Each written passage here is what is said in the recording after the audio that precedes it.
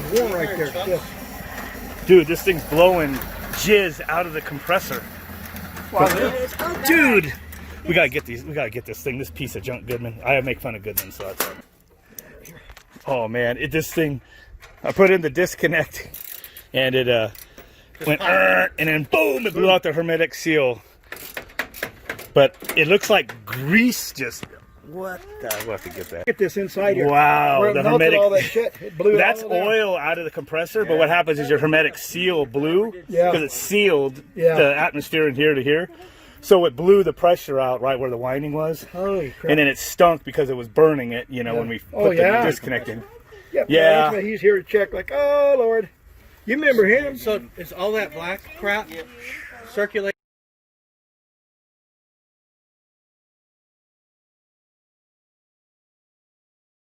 Yeah. My one Goodman unit is going to be disposed of to its grave. Coil, the outdoor coil chopped up. Yeah, there's a coil from another Goodman down in there. Got a couple motors. Got the shell, the rusted out shell of its soul. Bye bye, Goodman.